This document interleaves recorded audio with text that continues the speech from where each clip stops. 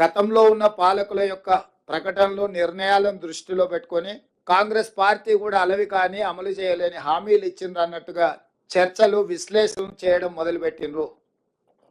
అందుకే ఈ మంత్రివర్గంలో ఇచ్చిన మాట ప్రకారం 2 లక్షల రూపాయల రైతు రుణమాఫీ చేయాలి అని మా మంత్రివర్గం పూర్తి స్థాయిలో విశ్లేషించి చర్చించి వివిధ బ్యాంకులలో ఉన్న రుణాలకు సంబంధించిన వివరాలు సేకరించి వాటన్నిటిని క్రోడీకరించి ఆ రైతు రుణమాఫీ చేయాలి అని మేము నిర్ణయం తీసుకున్నాం. తెలంగాణ రాష్ట్రం వచ్చిన తర్వాత గత ప్రభుత్వం 2 సార్లు ప్రభుత్వాన్ని ఏర్పాటు చేసినప్పుడు 2014 నుంచి 2018, 2018 నుంచి 2023 వరకు 2014 సంవత్సరంలో మార్చి 31, 2014 తారీఖు వరకు కట్ ఆఫ్ డేట్ తీసుకొని ఆనాటి ప్రభుత్వం రైతు రుణమాఫీ చేస్తే 16,000 కోట్ల రూపాయలు రైతుల ఖాతాలలో వేయడం జరిగింది. అదేవిధంగా 2018 రెండోసారి ప్రభుత్వం ఏర్పడిన తర్వాత డిసెంబర్ 11,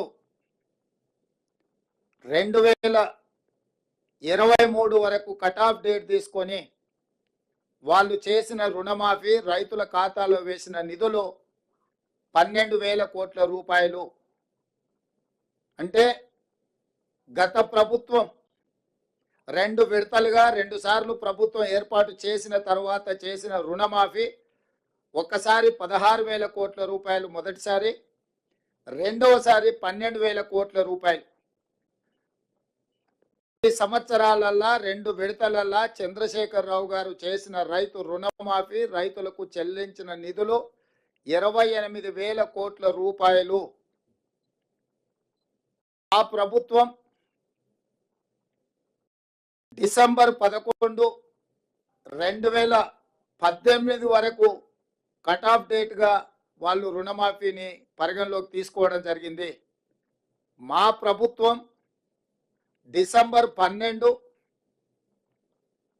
2018 తారీఖు నుంచి మొదలుపెట్టి 9, 12, 2023 వరకు సరిగ్గా 5 సంవత్సరాలు గత ప్రభుత్వం, మళ్ళొక్కసారి నేను చెప్తున్నా, గత ప్రభుత్వం డిసెంబర్ 11, 2018 తారీఖు వరకు కట్ ఆఫ్ డేట్ పెట్టి 2వ విడత రైతు రుణమాఫీ చేసింది. డిసెంబర్ 12, 2018 తారీఖు నుంచి తీసుకున్న రుణాలు డిసెంబర్ 9, 2023 వరకు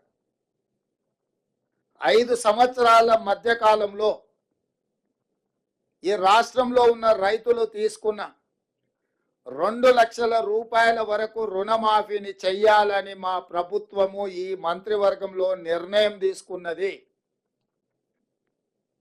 ఇచ్చిన మాట ప్రకారం 2 లక్షల రూపాయల రుణమాఫీ చెయ్యాలి.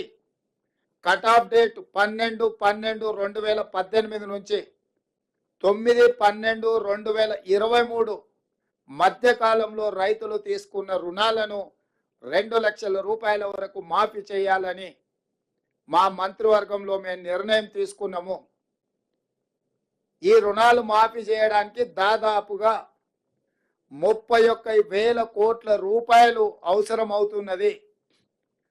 31,000 కోట్ల రూపాయలను సేకరించి తెలంగాణ రాష్ట్ర రైతాంగానికి రుణవిముక్తి కల్పించి వ్యవసాయం దండుగ కాదు, వ్యవసాయం పండుగ. ఈ ప్రభుత్వం, ఈ ప్రజాపాలన రైతు సంక్షేమం, రైతు రాజ్యం ఒక సంక్షేమ రాజ్యంగా, అభివృద్ధి రాష్ట్రంగా ముందుకు తీసుకెళ్తామని సంపూర్ణమైన విశ్వాసం, భరోసా కల్పించడానికి ఈరోజు మా మంత్రివర్గం నిర్ణయం తీసుకున్నది.